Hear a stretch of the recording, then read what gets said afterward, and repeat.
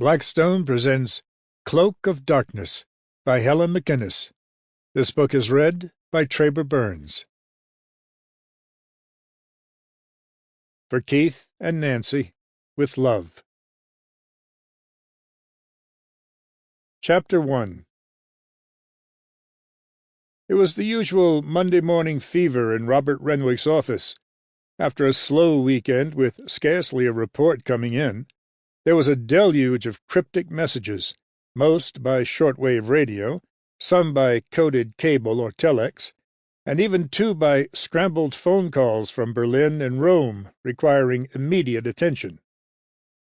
But now it was 5 o'clock, the working day drawing to an end, his desk almost free of questions needing answers, of memoranda and suggestions to be considered. The easy replies would go out tonight.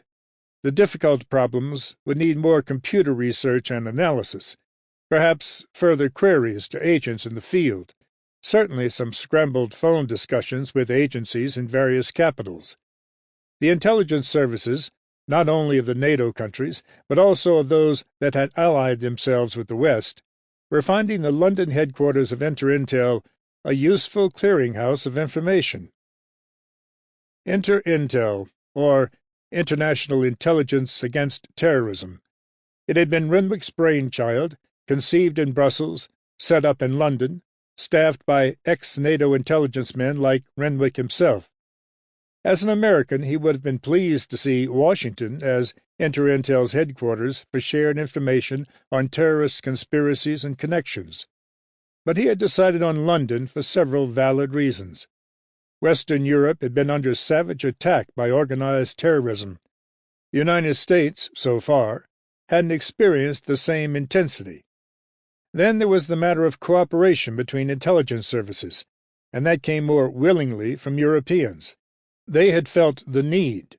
The United States, so far again, had not. But then America had been having its own headaches. The CIA under attack at home, in danger abroad from the exposure of its agents. Small wonder that Washington, overloaded with bureaucrats and competing agencies, had been in a foot-dragging mood when Renwick put forward his tentative idea almost 3 years ago.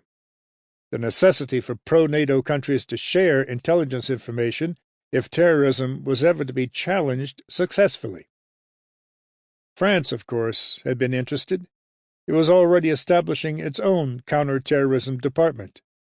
But even though Paris had its attractions, it also had the headquarters of Interpol. Sample complete. Ready to continue?